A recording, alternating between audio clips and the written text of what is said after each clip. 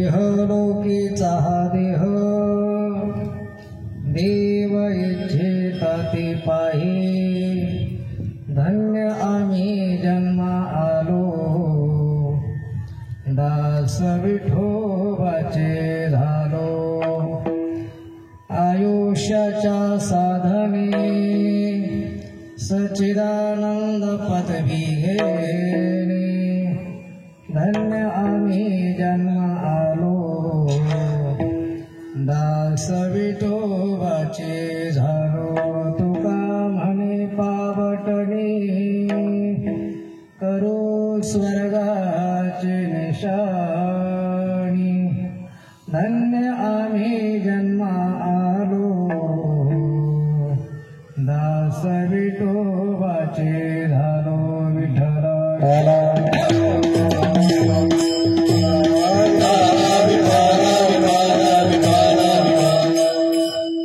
श्री गुरुचरण सरोज रज निज मनोमुकुर सुधारी वरनो रघुबर विमल जसो जोदायको बलचारी बुद्धिहीन तनु जानिके सुमिरौ पवन कुमार बल बुद्धि विद्या देहु मोहि हरहु कलेश विकार प्रथम नमन करू गणनाथा उमाशंकराच्या सुता चरणावरी ठेवणी माता साष्टांगात दंडवत दुसरी वंदू शारदा जी चतुराणात्मजावा सिद्धी पाविजे सहजा तिला चरण बजा दंडवत आता वंदू साधू सज्जन नित्य हृदय हरिचे ध्यान विठ्ठल नाम उच्चारण तया माझे दंडवत आता वंदू रंगभूमिका कीर्तने उभे होते लोका टाळ मृदंग श्रोते देखा तया माझे दंडवत ऐसे नमन करुणी सगळा ऐकता बोले बुबडिया बोला अज्ञानी म्हणून आपुल्या बाळा चालवे सगळा नामा म्हणे गंगा विशुद्धं मितपाद स्पर्शं सर्वविष्ठितं चुंबितं पुण्यस्थानं सराले स्थितं तं समाधिस्थमूर्तिं नमामि गंगागिरियोगिराजं तपोज्ञानवैराग्यभक्ति स्वरूपं सदा अलङ्कृतं साधु सन्न्यासयोगं मुखे यस्य वेदान्तशास्त्रार्थनीतिं नमो नारायणगिरिं परब्रह्मस्वरूपं समचरण सरोजं चन्द्रनीलाम्बुधाभं जगननीलपाणिं मण्डलं मण्डना तरुणतुलसीमाला कल्हरं कर्णनेत्रं सदैधवलहासं विठ्ठलं चिन्तयामि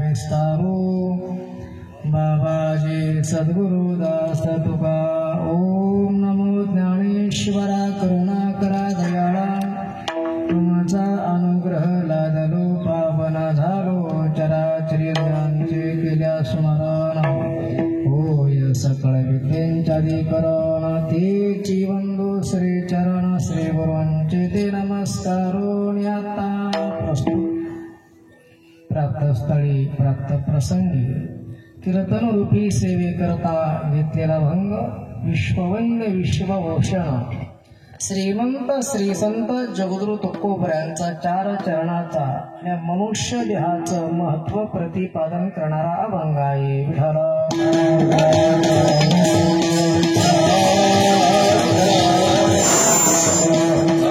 श्री संत जगद्गुरु तुकोबरे सांगतात की तुम्हा आम्हाला जो नरदेव मिळाला ना हा नरदेव मिळणं अतिशय दुर्लभ आहे. किती दुर्लभ आहे तर स्वर्गातील देवाधिक इच्छा करून सुद्धा स्वर्गांना न मिळणारा नरदे आहे. देव दुर्लभ असणारा नरदे आहे. इहलोकीचा हा देह देव इच्छिता ते पाहे. देवाधिक इच्छा करतात, इच्छा करूनही त्यांना नरदे मिळत नाही. तो नरदेव तुम्हा आम्हाला आपल्याला प्राप्त झालाय मिळालाय, पण देव दुर्लभ असणारा नरदे आहे. आणि तो कोबराय सांगतात तो देव दुर्लभ असणारा नरदे आम्हाला मिळाला प्राप्त झाला. आम्ही या मनुष्य देहाला आल्यानंतर काय केलं तर आम्ही या मनुष्य देहाला आल्यानंतर भगवंताचं भजन केलं, भगवंताचं चिंतन केलं, त्या भगवंताचं दास आम्ही झालो. धन्य आम्ही जन्म आलो दास विठोबाचे झालो.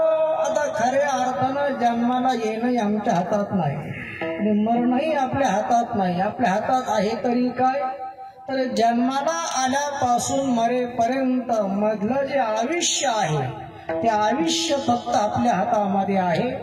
त्या आयुष्यामध्ये जर काय करता येत असेल तर तुकोबराय सांगतात आयुष्याच्या साधने सच्चिदानंद पदवी घेणे. त्या आयुष्यामध्ये थोडा विको कमी करा.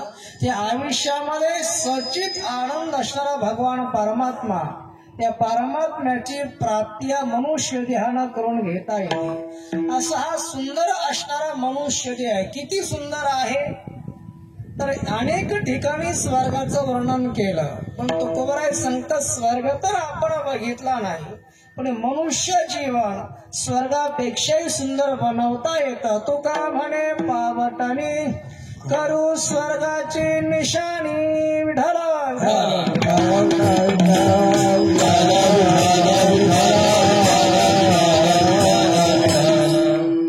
अभंगाचा सरळ भावार्थ आपल्या समोर ठेवलाय. सेवेला सुरुवात करण्यापूर्वी थोडासा परिहार देणं महत्वाचं आहे. आपण सर्वजण या ठिकाणी कशा निमित्तानं या ठिकाणी जमलेलो आहोत आपणा सर्वांना माहीत आहे. कैलासवासी हरिभक्ती परायण विश्वनाथ माधव पाटील डमाळे विश्वनाथ दादांना आपण थोडा आवाज वाढवला तरी चालेल, विकू कमी राहतो पण आवाज वाढवा थोडा. विश्वनाथ दादांना आपण शेवटची आदरांजली शेवटची श्रद्धांजली समर्पित करण्याकरता आपण सर्वजण या ठिकाणी जमलेलो आहोत. एक 10 दिवसापूर्वी विश्वनाथ दादांच्या जाण्यानं या सर्व डमाळे परिवारावरती असणारा धोंडलगाववरती असणारा दुःख आहे. कारण विश्वनाथ दादांचा स्वभाव सर्वांना माहीत आहे. अतिशय साधा स्वभाव, सरळ स्वभाव, सर्वांशी प्रेमानं बोलणं, सर्वांशी प्रेमानं वागणं. आणि एक वारकरी आमचे विश्वनाथ दादा होते.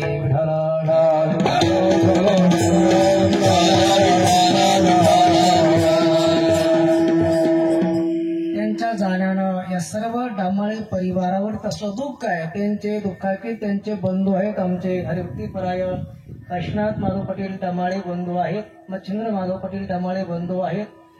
त्यांचे चिरंजीव आहेत आमचे ज्ञानेश्वर विश्वनाथ डमाळे, त्याचप्रमाणे बबनराव विश्वनाथ डमाळे चिरंजीव आहेत. कन्या आहेत आमच्या अलकाताई, त्याचप्रमाणे अण्णाभाऊ तुकाराम डमाळे त्यांचे पुतणे आहेत. शिवाजी तुकाराम भाऊ डमाळे पुतणे आहेत.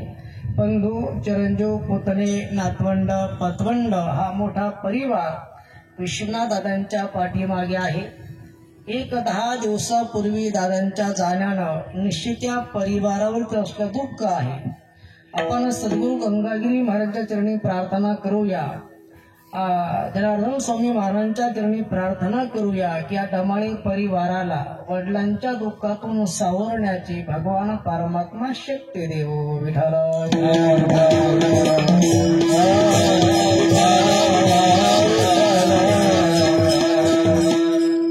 आपण सर्वजण या कीर्तनाच्या माध्यमातून विश्वनाथ दादांना शेवटची आदरांजली समर्पित करणार आहोत.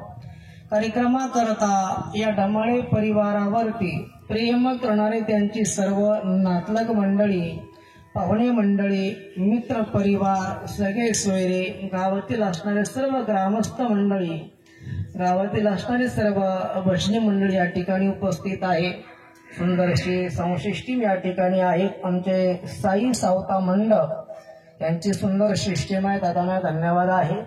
गाण्याकरता परिसरातील गावातील असणारे सर्व भजनी मंडळी या ठिकाणी उपस्थित आहे. त्यामध्ये गोड असलेली भजनाची सुरुवात ज्यांनी केली आमचे हरभती परायण वाघ बाबा या ठिकाणी उपस्थित आहे. बाळासाहेब भोवाल. त्याचप्रमाणे गोड अशी प्राथमिक चाल ज्यांनी गायली आपल्या परिसराचं भूषण भजन सम्राट आमचे साईनाथ बाबा या ठिकाणी उपस्थित आहे. त्यांना गोड अशी सात संगत या ठिकाणी केली आमचे भजन सम्राट आमचे गणेश बाबा या ठिकाणी उपस्थित आहे. त्याचप्रमाणे आमचे हरिभक्ती परायण संतोषजी महाराज वाघ या ठिकाणी उपस्थित आहे. त्याचप्रमाणे भजनी मंडळातील ज्येष्ठ मार्गदर्शक आमचे बाबा सुरेश महाराज आवारे या ठिकाणी उपस्थित आहे. त्याचप्रमाणे बाजाठाणू आमचे भाडे पाटील या ठिकाणी उपस्थित आहे. ओलगावरून आमचे भाऊचे पाटील आहेत. बरीचशी मंडळी आहेत. गावातील असणारे सर्व भजनी मंडळातील आमचे ज्येष्ठ मार्गदर्शक आमचे बाबा अरुण काका या ठिकाणी उपस्थित आहे. बरीचशी मंडळी आहेत. महिला मंडळ, पुरुष वर्ग, आपण सर्वजण विश्वनाथ दादांना शेवटची श्रद्धांजली समर्पित करण्याकरता जमलेलो आहोत. पखवाजवरती गोडाशी सात संगत आमचे हरिभक्ती परायण उद्धवजी महाराज या ठिकाणी उपस्थित आहे. त्यांना धन्यवाद. सर्वांच्या चरणावरती नतमस्तक होतो आणि सेवेला सुरुवात करतो. थोडा वेळ आपणही भगवंताची सेवा करणार आहोत.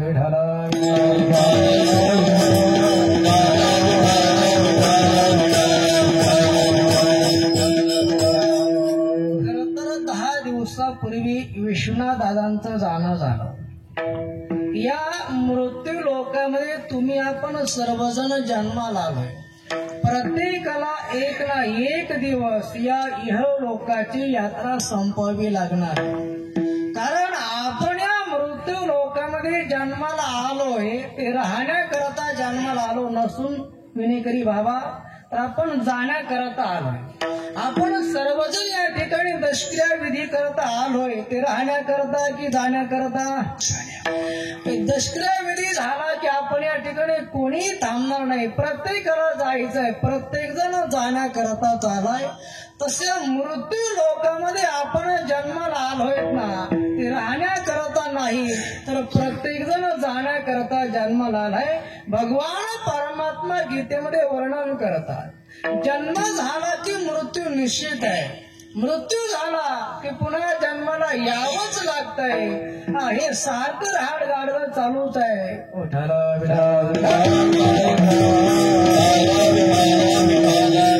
परमात्मा सांगता जात शही ध्रुव मृत्यू ध्रुवम जन्म मृताश्च तस्माद परिहार्य रथे न तो शोचितो मरासी. जन्माला आला की प्रत्येकाला मरायचंय. माऊलीत ज्ञानोबा सांगतात उपजते नासे. थोडासा बेस दे चला. उपजते नासे नाशिले ते पुनरपी दिसे. हे घटिका यंत्र जैसे परिभ्रमेगा.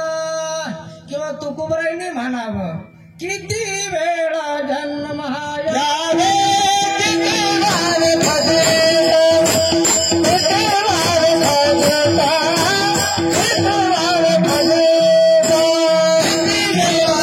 माया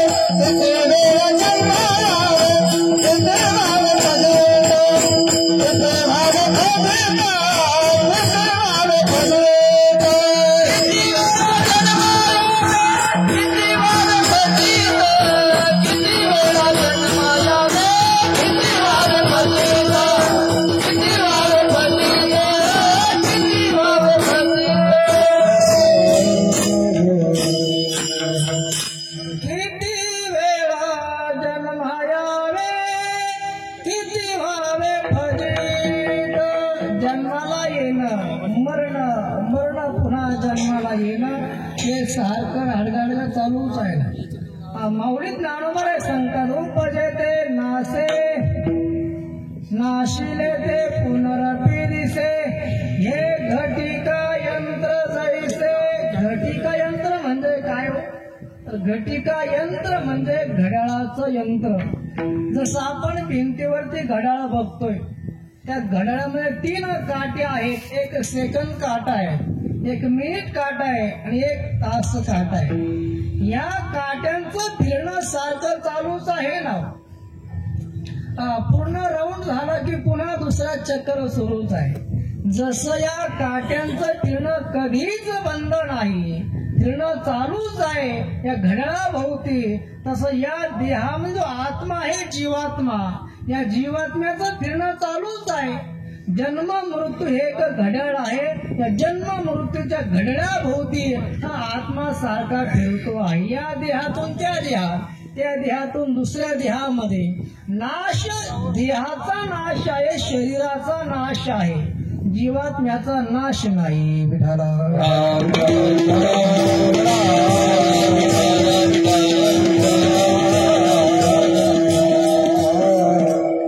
जन्म झाला की मृत्यू निश्चित आहे. मृत्यू झाला पुन्हा जन्माला यावंच लागतं. हे सारखं चालूच आहे. पण एक 10 दिवसापूर्वी विश्वनाथ दादांचं जाणं झालं. त्यांच्या पाठीमागे तुम्हाला जायचंय, थोडा बेस वाढला थोडा कमी करा. तुम्हाला जायचंय, मला जायचंय, प्रत्येकाला जायचं. कारण या मृत्यू लोकांमध्ये जोही जन्म झाला ना त्या जीवाला प्रत्येकाला जायचंय, प्रत्येकाला मरायचंय. जन्माले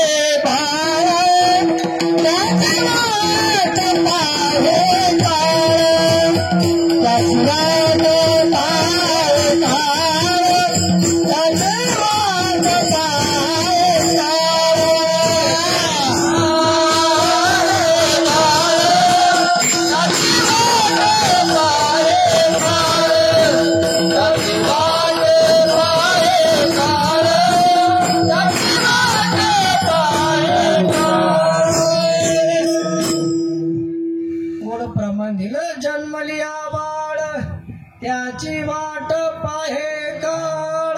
जन्माला की प्रत्येकाला जायचंय. मी सांगतो तुम्हाला एक दिवस मरायचंय, मला एक दिवस मरायचं, प्रत्येकाला जायचंय. कारण मौत से किसी की रिश्तेदारी है, मौत से किसी की रिश्तेदारी है. आज मेरी तो कल तेरी बारी है. पण जायचं मात्र प्रत्येकालाच आहे. आयुष्य संपलं की आपल्याला या ठिकाणी राहता येत नाही. आणि आयुष्य जर शिल्लक असलं, अरुण काका, आयुष्य शिल्लक असलं ना तर मरण्याकरता प्रयत्न करा तरी सुद्धा जाता येत नाही. आणि आयुष्य संपल्यानंतर तुम्ही कितीही जगण्याकरता प्रयत्न करा, राहता येत नाही. विठाला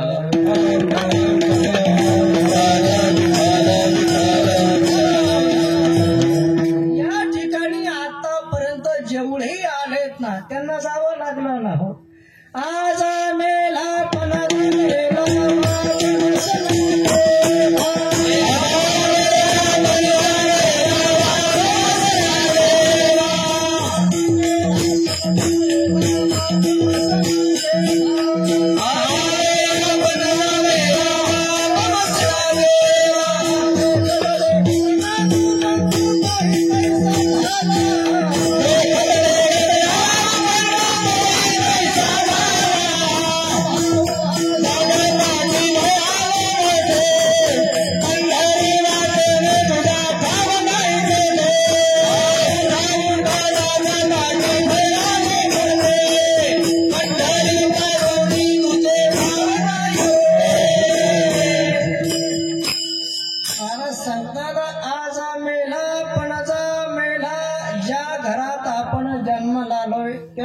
हिशोब करा बर. आपले आजोबा गेले ना, पंजोबा गेले, खापर पंजोबा गेले, ढोपर पंजोबा गेले, आजा मेला पणजा मेला, बाप मसना गेला.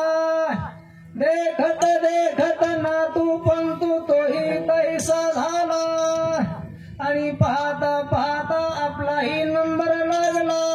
आपल्याला जायचं नाव, कारण मृत्यू लोकातला नियम आहे. आया सो जाएगा राजा रंग फकीर. मग तो लहान असेल, गरीब असेल, मोठा असेल, श्रीमंत असेल, कोणी असू द्या, जन्माला आला की एक दिवस मरण निश्चित आहे. येथे नाही उरो आले अवतार, येथे नाही उरो आले अवतार, येथे नाही उरो आले अवतार, येथे नाही उरो आले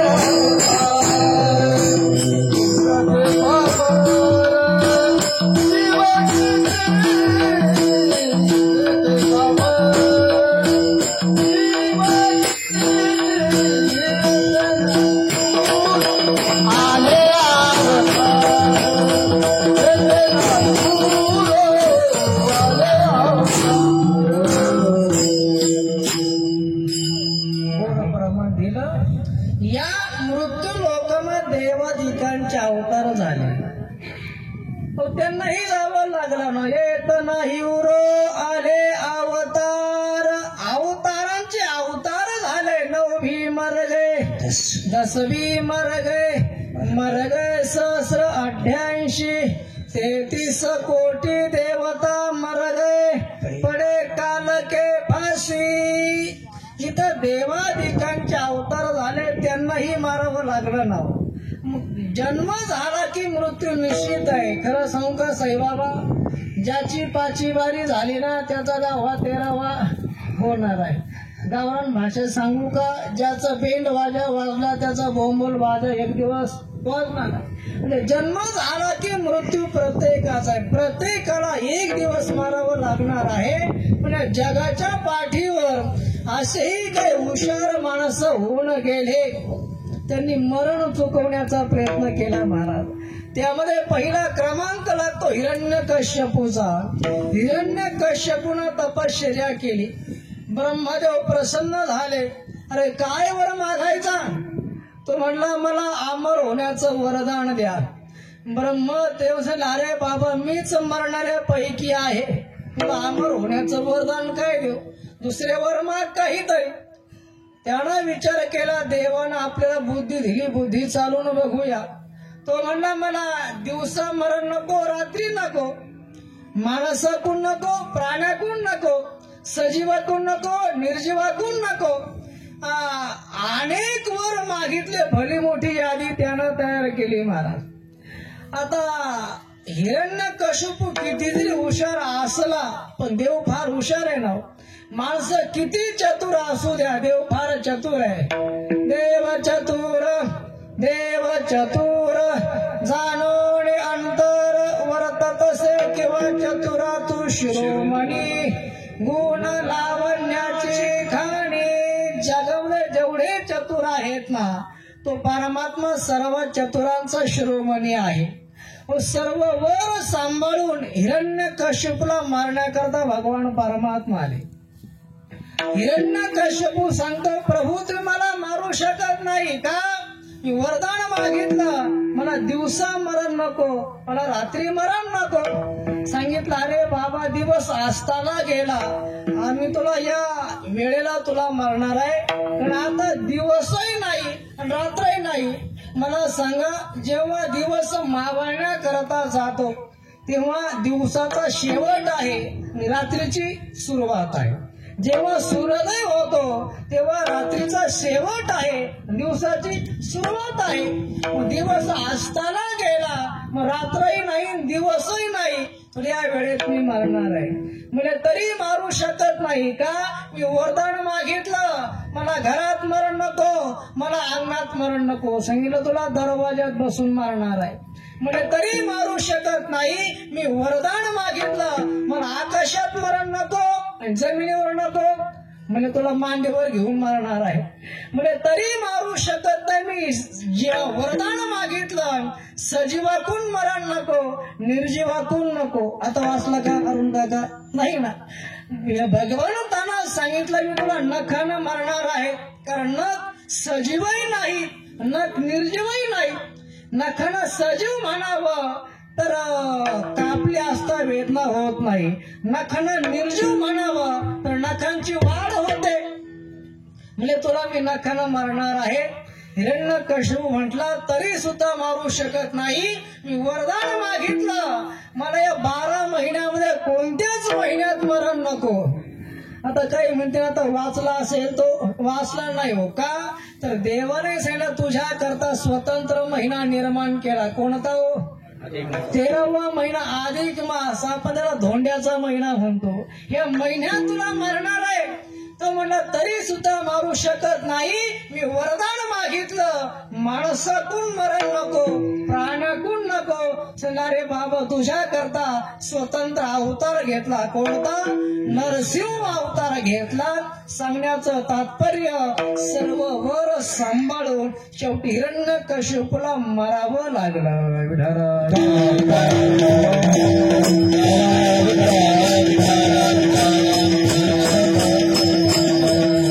मृत्यू लोकातला नियमच आहे. आयासो जाएगा राजा रंग फकीर. मग तो गरीब असेल किंवा श्रीमंत असेल, जीव असेल किंवा देव असेल, प्रत्येकाला मरावं लागतं. हा या निसर्गाचा नियम आहे.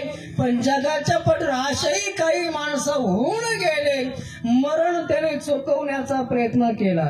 काय झालं बघा, एक दिवस सकाळी सकाळी यमराज उठले.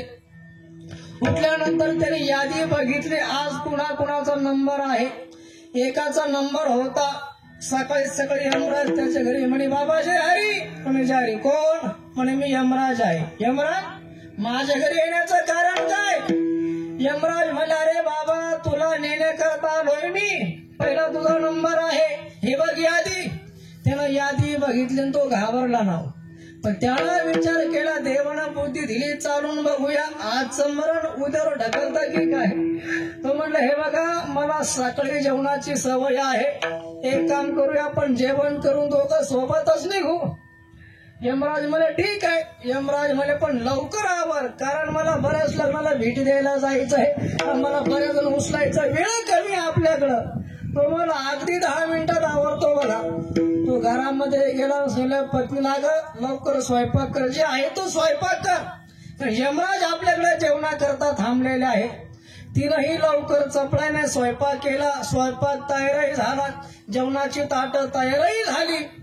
पण यानं काय केलं ऐका, याला काय करायचं होतं, आजचं मरण उद्यावर ढकलायचं होतं. त्यानं काय केलं ऐका. महिला मंडळ थोडं थोडं पुढे सरका, चला पाठीमागच्या जागा ठेवा, पुरुष आपण थोडं थोडं पुढे सरका. त्यानं काय केलं, यमराजाच्या भोजनामध्ये थोडस गुंगीचं औषध कालवलं. मग आता काही म्हणतील, महाराज गुंगीचं औषध कालवता येतं का? साईबाबा दृष्टांतामध्ये चालतं. थोडस गुंगीचं औषध कालवलं, दोघही जेवण करायला बसले. तर जेवण झाल्यानंतर झालं काय, यमराजाला गुंगी आली आणि यमराज तिथं जागेवरती पडले. याला काय करायचं होतं, आजचं मरण उद्यावर ढकलायचं होतं ना. त्यानं ती यमराजाच्या खिशातली यादी काढली, वाचून बघितली, 1 नंबरला त्याचंच नाव दिसलं. घाबरला तो, हुशार होता. त्यानं काय केलं, खिशाचा पेन घेतला, स्वतःच्या नावावरती काट मारली, स्वतःचं नाव सर्वात खाली शेवट नंबरला लिहून ठेवलं. पुन्हा यादी खिशात ठेवून दिली यमराजाच्या. तो इतका खुश झाला. तो म्हणला आता यमराज उठणार, यादी बघणार, आपलं नाव काही दिसणार नाही, कमीत कमी महिनाभर तरी आपला नंबर लागत नाही. खुश झाला तो. आणि थोड्या वेळेनं यमराजाची गुंगी उतरली. यमराज शुद्धीवरती आले. यमराज म्हणले, काय भल्या माणसा तुम्हाला जीव घातलं. अरे मला तर वेळच नसतो आराम करण्याकरता, पण तुझ्यामुळं मला 2 तास आराम मिळाला. तू मला जीव घातलं, तुझे माझे उपकार झाले. आता खरं मी तुला आज नेणारच होतो, येत नाही. आता आज एक काम करतो, दररोज मी यादीवरून सुरुवात करत असतो ना, आजच्या दिवसापुरता नेम बदलून घेतो. काय करतो, खालून यादी सुरुवात करतो. आजचं मरण उद्यावर ढकलतं का नाही ना. आपण किती माणसं हुशार असू द्या, तो देव फार हुशार आहे. विठाला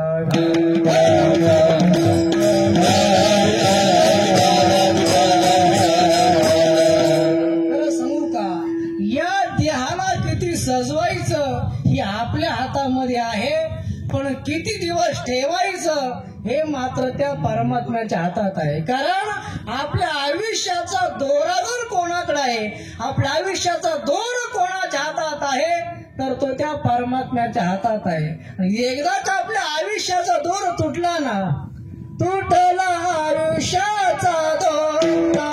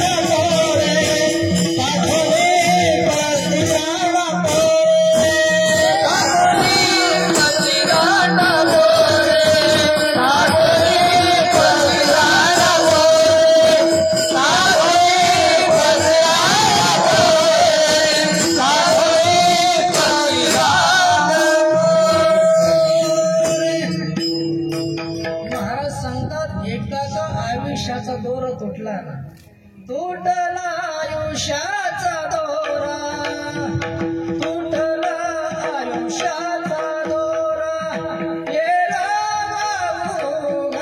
पसारा. मग किती या देहाला सजवायचं आपल्या हातात आहे, पण किती दिवस ठेवायचं हे मात्र त्या परमात्म्याच्या हातात आहे. मग आयुष्य संपलं की आपल्याला थांबावं लागतं. एक 10 दिवसापूर्वी विश्वनाथ दादांचं आयुष्य या ठिकाणी जेवढं आयुष्य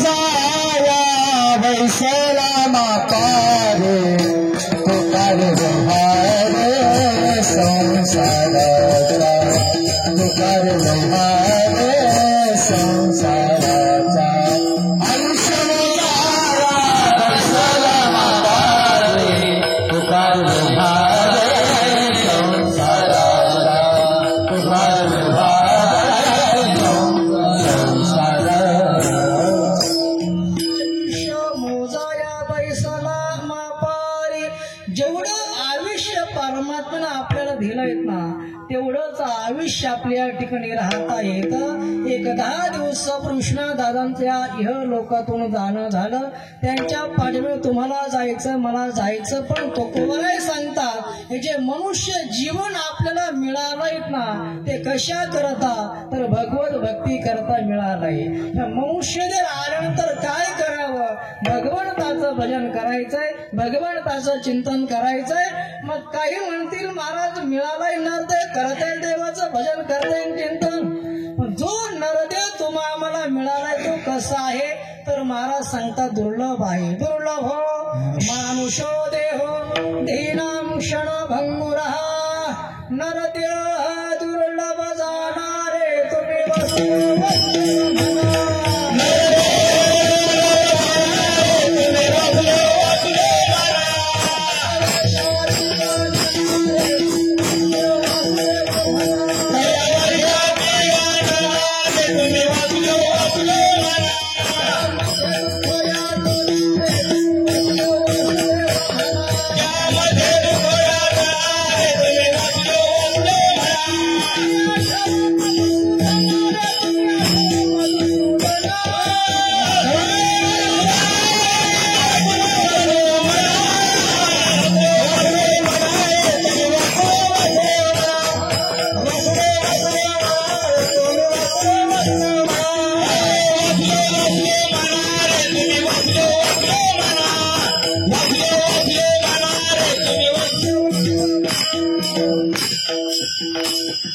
नरदेह दुर्लभ जाणा दुर्लभ असणारा मनुष्यदेह तुम्हा मला मिळालाय.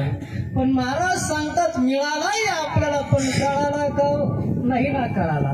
मनुष्य देहाचं महत्व आम्हाला कळालं नाही. जो मनुष्यदेह तुम्हा मला मिळालाय ना, तुकोबराय सांगतो तो किती दुर्लभ आहे, किती दुर्लभ आहे.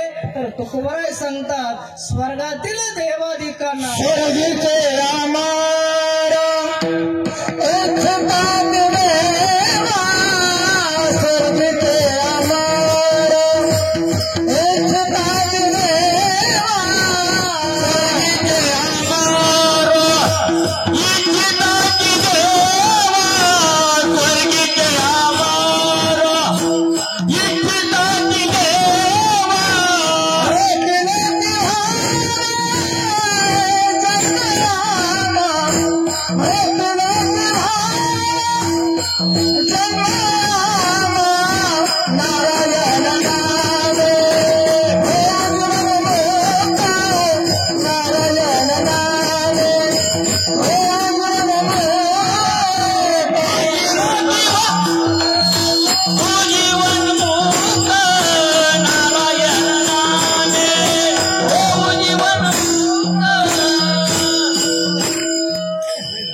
स्वर्गीचे अमर इच्छिता ती देवा काहीच्या करता मृत्यू लोकी व्हावा जन्म आम्हा इच्छा करून सुद्धा देवादिकांना नरदेह मिळत नाही.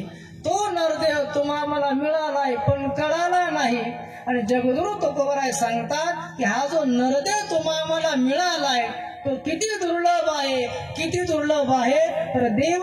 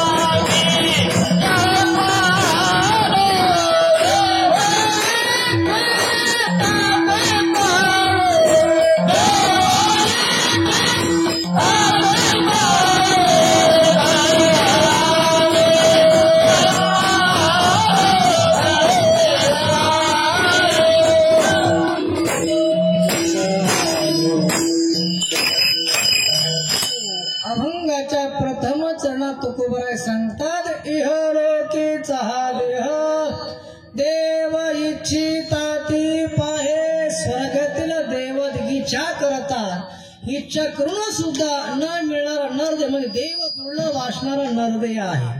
देवादिकांना इच्छा करूनही मिळत नाही.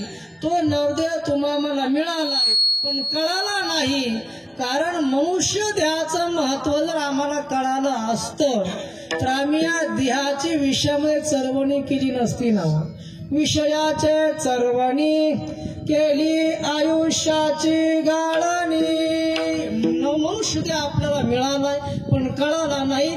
एक दृष्टांत आपल्या समोर ठेवतो आणि पुढे चालतो. बघा काय झालं. एकदा राजाची स्वारी निघाली काही कामानिमित्तानं आणि चौकामध्ये राजाची स्वारी थांबल्या गेली. दुपारचे 11:30 वाजलेले आहेत. ऊन भयंकर पडलेलं आहे.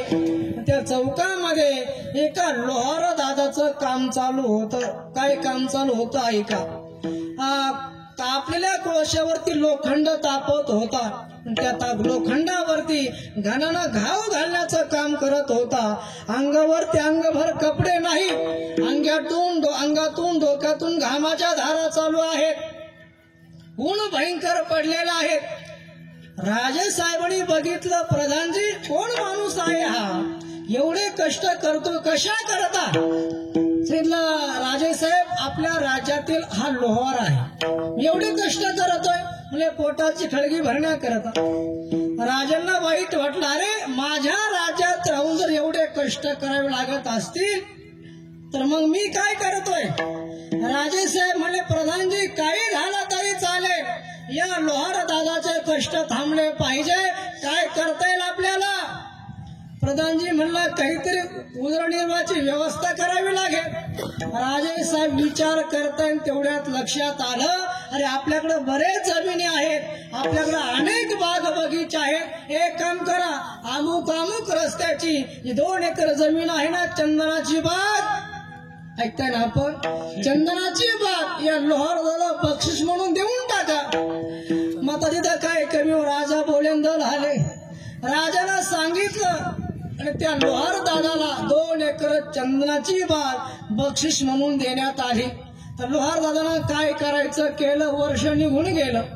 पुन्हा वर्षानं राजे साहेबांची स्वारी निघाली आणि पुन्हा काही कामानिमित्तानं थांबल्या गेली आणि पुन्हा राजे साहेबांनी तेच दृश्य बघितलं. कोणतं? वर्षापूर्वी बघितलं तेच. लोहाराचं काम चालूच आहे, अंगातून डोक्यातून घामाची धारा चालूच आहे, लोहाराचं काम चालूच आहे. राजे म्हणे, प्रधानजी लोहाराचे कष्ट थांबत नाही, तुम्ही त्यांना बाग दिली नाही का? म्हणजे दिली ना राजे साहेब. मग कष्ट थांबत नाही म्हणजे त्यांना विचारा. राजे साहेबांनी काय केलं ऐका, लोहार दादाला बोलवलं. लोहार दादा बोला. राजे साहेब, हो तुम्हाला गेल्या वर्षी 2 एकर बाग दिली चंदनाची, मिळाली नाही का? मिळाली ना, मग तुमचे कष्ट थांबत नाही. म्हणले राजे साहेब, बाग मिळाली पण संपली नव्हती. संपली? काय केलं तू? म्हणे पूर्वी लाकडं आणण्याकरता लांब जावं लागत होतं ना, तर आता जवळच लाकडं घेऊन यायचो चंदनाची, त्याचे कोळसे केले. कशा करता? लोखंड तापवण्याकरता.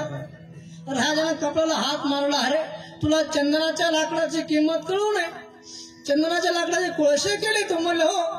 अरे मग बाग संपली, काही काही शिल्लक? तुम्हाला शिल्लक तर काही ना राजे साहेब, हा जो घन आहे ना, घराला जेवढा दांडा आहेत ना, तेवढा दांडा फक्त शिल्लक राहिला. राजे साहेबांनी काय केलं ऐका, चंदना पारखी व्यापारी दादांना बोल. व्यापारी दादा बोला. राजे साहेब, या दांडाचे किती पैसे मिळतील? त्या चंदना पारखी व्यापाऱ्यांना पूर्ण कस लावला. म्हणले राजे साहेब 5,000 रुपये मिळतील एवढ्याशा दांड्याचे. लोहाराने विचार केला, एवढ्याशा दांड्याचे 5,000 रुपये? आपल्याला 2 एकर बाग मिळाली होती. तुम्हाला राजे साहेब माझ्यावर कृपा करा, मला पुन्हा एकदा 2 एकर बाग बक्षीस म्हणून द्या. मग तुम्हाला असा विचार, धोंडलगावकर राजांना बाग द्यावी का? भाऊसाहेब पाटील द्यावी का? जसं तुमचं म्हणणं देऊ नये तसं माझं म्हणणं देऊ नये. का देऊ नये? तर एकदा राजानं बाग दिली पण त्याचं महत्व कळालं का? ते का येड्या बाबीचं लाकूड होतं का? चंदनाचं लाकूड होतं ना, त्याला किंमतच कळाली नाही. दृष्टांत संपला. सिद्धांत असा आहे, तो राजा कोण, चंदनाची बाग कोणती आणि लोहार कोणता ऐकायचं आपल्याला. राजा म्हणजे तो भगवान परमात्मा राजा आहे. तुम्ही आपण सर्व लोहार आहोत. शरीर म्हणजे चंदनाची बाग आहे. त्या राजानं या लोहाराला ही बाग दिली पण कळाली का आपल्याला? नाही ना. मग कळाला जर असतं तर आपण या देहामध्ये नको ते टाकलं असतं का? मला सांगा धोंडलगावकर, आपण 50 लाखाची गाडी घेतली, डिझेलवर चालणारी गाडी आहे. त्या गाडीमध्ये तुम्ही रॉकेल टाकता का? रॉकेल टाकता साईबाबा? नाही टाकत का? मशीन खराब होईल. मग ही कोटी रुपयाची गाडी परमात्मा आपल्याला दिली, आपण काय काय टाकतो देहामध्ये? नको ते टाकतो. कधी 4च्या नंतर विठाला विठाला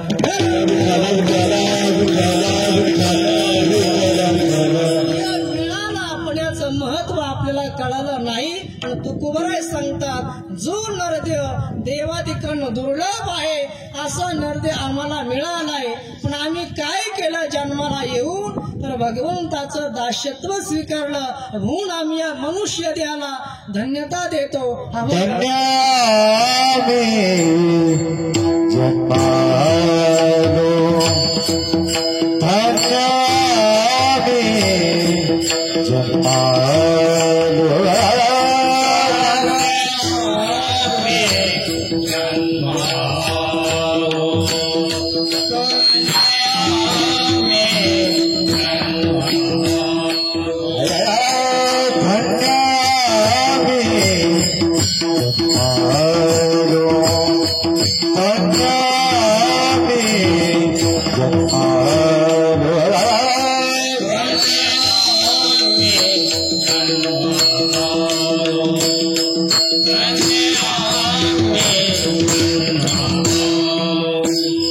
दास विठोबाचे झालो, दास विठोबाचे झालो, धन्य मी जन्मालो, धन्य मी जन्मालो. दास विठोबाचे झालो, दास विठोबाचे झालो, धन्य मी जन्मालो, धन्य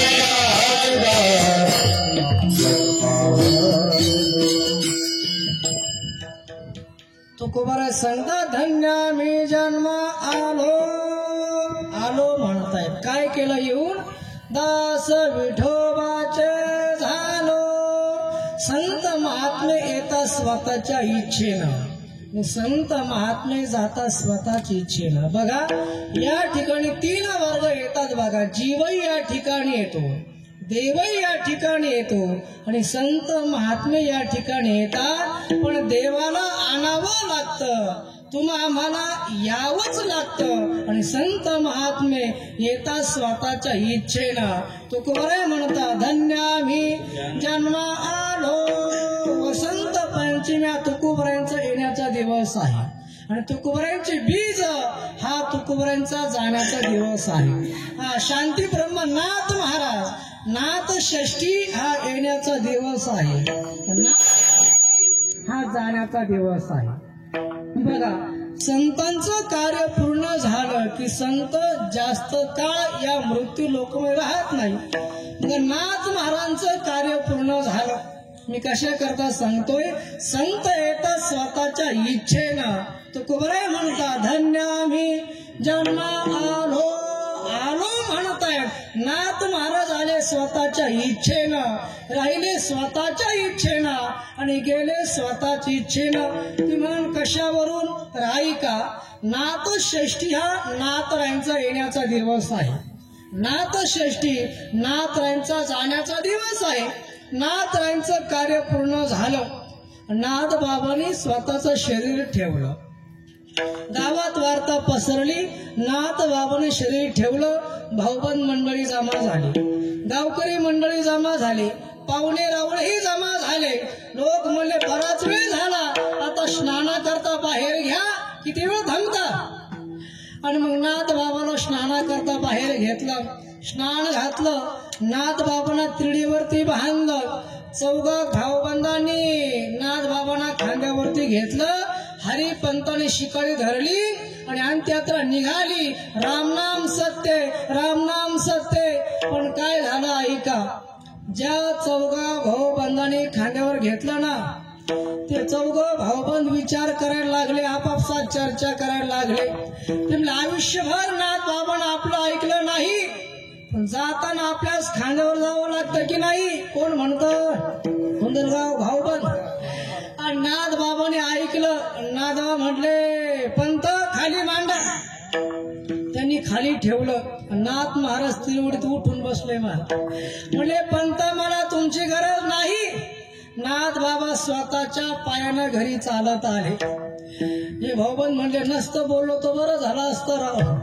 पुन्हा वर्ष निघून गेलं.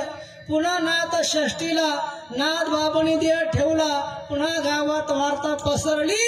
भाऊबंद मंडळी जमा झाली, गावकरी मंडळी जमा झाली, पण आता मात्र भाऊबंदांची मीटिंग झाली. वाघबाबा कोणती? नाथबाबा ठेवणीपर्यंत कोणी कोणाशी बोलायचं नाही. पुन्हा हरिपंताने शिकारी धरली, चौघांनी खांद्यावरती घेतलं आणि यात्रा निघाली. रामनाम सत्य, रामनाम सत्य. नेमकं 20तून अंत्ययात्रा बाहेर जाणार. तेवढ्यात एका बाईच्या मुलीचं नवीन लग्न झालेलं होतं आणि मुलगी पहिल्यांदा सासरी नांदाला निघाली. मुलगी वाटी लावण्याचा प्रसंग, नाथबाबाची अंत्ययात्रा येण्याचा प्रसंग एकच झाला. बाईनं बघितलं कुणीतरी वारले आपल्या गावातलं. म्हणाला कोण मेलं का आपल्या गावात?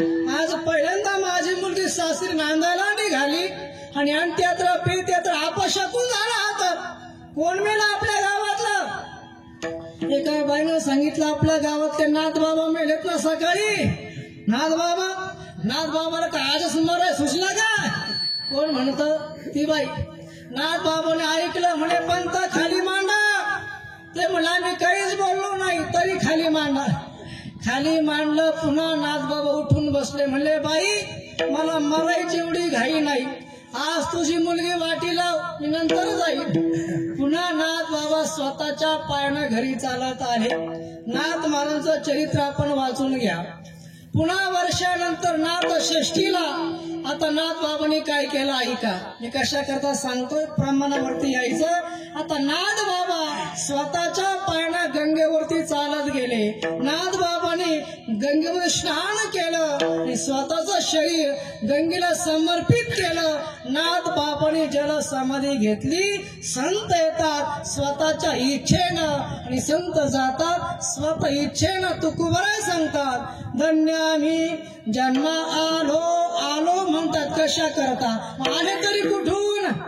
आम्ही वैकुंठवासी आलो या तुकारासे, आम्ही वैकुंठवासी, आलो या तुकारासे, आम्ही वैकुंठवासी, आलो या तुकारासे, वैकुंठवासी, आलो या तुकारासे.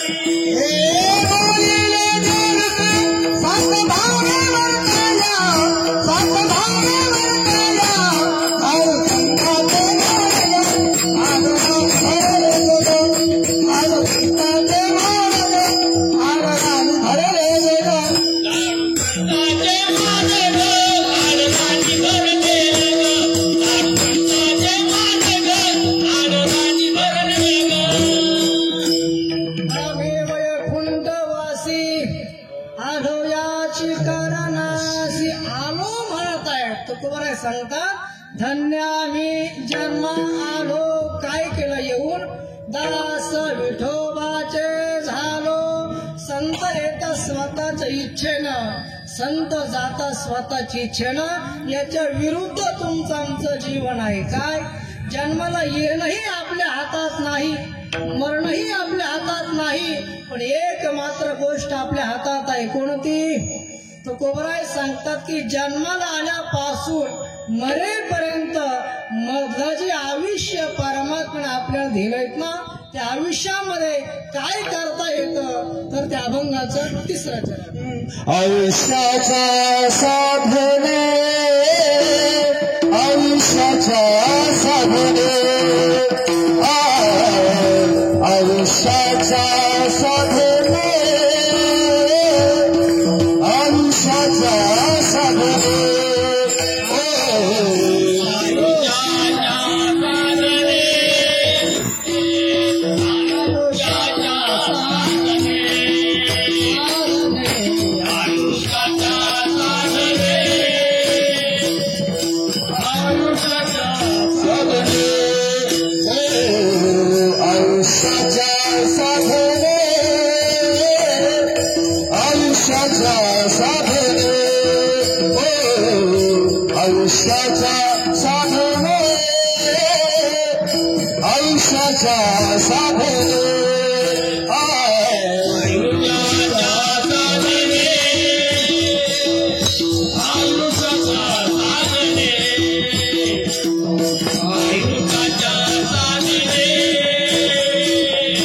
I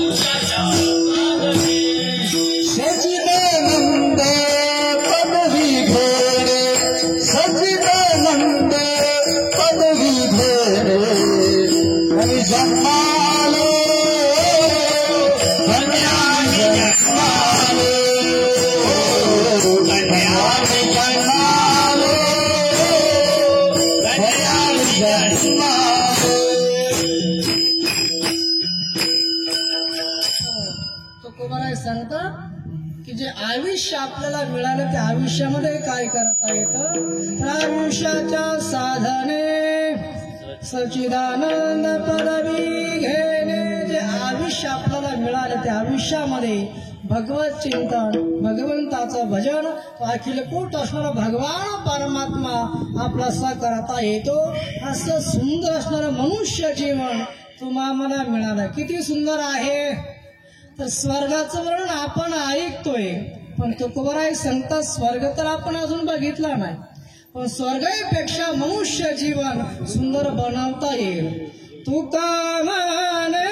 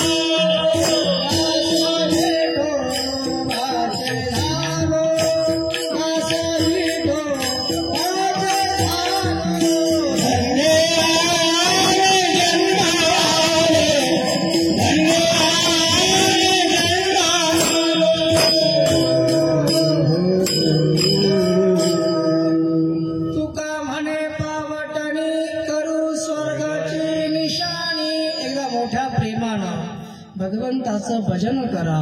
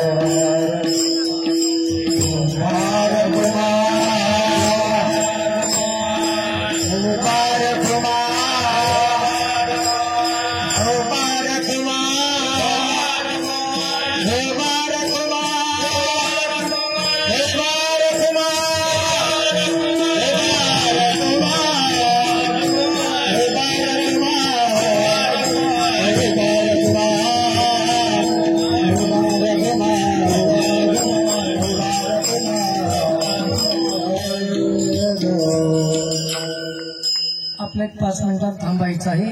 वेळ बराच झालेला आहे, 11:15 वाजत आलेले आहेत आणि कार्यक्रम आटोपलेला आहे आणि अनेकांना लग्नाची सुद्धा घाई आहे. तुका म्हणे पावटणी करू स्वर्गाची निशाणी. एक 10 दिवसापूर्वी या ठिकाणी हरिभक्ती परायण कैलासवासी विश्वनाथ पाटील डामाळे विश्वनाथ दादांचं या इहलोकातून जाणं झालं. मी सांगून गेलो की विश्वनाथ दादांचं जीवन एक वारकरी त्यांचं जीवन होतं. सर्वांशी प्रेमानं बोलणं, सर्वांशी प्रेमानं वागणं, कोणी आला तर त्याच्याशी अतिशय प्रेमानं बोलणं आणि त्याची विचारपूस करणं, सुखदुःखाची देवाणघेवाण करणं. गावामध्ये कोणताही नाम सप्ताह असेल, कोणतंही कार्य असेल, त्या कार्यामध्ये हरिण सहभाग घेणं असा त्यांचा स्वभाव होता. एक 10 दिवसापूर्वी त्यांचं जाणं झालं. खऱ्या अर्थाने डामाळे परिवारातील एक पिताश्री जाण्यानं पिताचं किंवा वडिलांचं छत्र या परिवाराचं हरपलेलं आहे. खरं तर संपलं आपलं कीर्तन. बघा, घरातील बाप जाणं खऱ्या अर्थानं घराचं छप्पर उडवून जाण्यासारखं आहे. संपलंय माझं कीर्तन. तर जे विठ्ठल होईल 2 मिनिटं आमचे भाजपचे आमचे एकनाथ भाऊ या ठिकाणी श्रद्धांजली वाहतील, त्यानंतर आपण थांबणार आहोत. खऱ्या अर्थानं बाप जाणं म्हणजे खऱ्या अर्थानं घराचं छप्पर उडवून जाण्यासारखं आहे. छप्पर काय काम करतं आणि बाप काय काम करतो ऐका संपलंय करतं.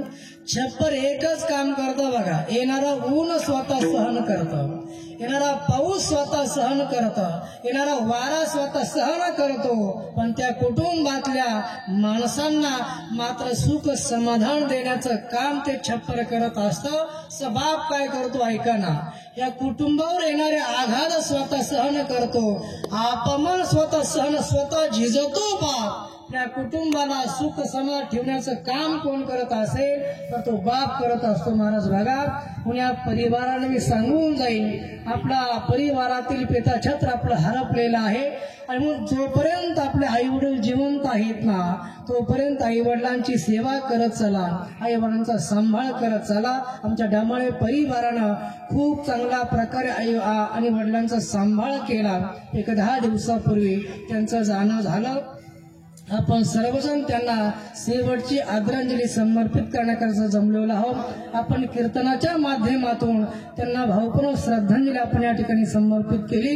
इथं मोठ्या प्रेमानं संतांचं भजन करा. ज्ञानेश्वर डमाळे परिवारावरती प्रेम करणे सर्व नातलग मंडळी, पाहुणे मंडळी, मित्र परिवार सगळे सोयरे पण सर्वजण या ठिकाणी उपस्थित आहात. आज तसं तर लग्नतीत आहे. वेळ नसताना सुद्धा आमचे भाजपचे एकनाथ पाटील या ठिकाणी उपस्थित झाले. त्यांना मी विनंती करतो की आपण 2 मिनिट या ठिकाणी श्रद्धांजली द्यावी. त्यानंतर जय विठ्ठल होईल. त्यानंतर सहकारी विश्वनाथ पाटील जमाळे यांना आपल्यातून जाऊन 10 दिवस उलटले. खरं तर आत्ताच महाराजांनी वडिलांचं अतिशय सुंदर असं विश्लेषण या ठिकाणी केलेलं आहे. आता हा नियतीचा नियम आहे, जो जन्माला तेव्हा जावंच लागतं. दुःख तर या परिवार मोठं झालेलं आहे. वडील आई वडील गेल्यास दुःख हे अगदी आपण सहनच करू शकत नाही, परंतु आपल्या हातात काही पर्याय नाही. त्यामुळे मी या निमित्ताने परमेश्वराची प्रार्थना करतो, या दुःखातून सावरण्याची शक्ती परमेश्वर त्यांना देवो. आणि मी या प्रसंगी आपल्या शंकर स्वामी संस्थानच्या वतीने, भारतीय जनता पार्टीच्या वतीने त्यांना भावपूर्ण श्रद्धांजली अर्पण करतो आणि थांबतो.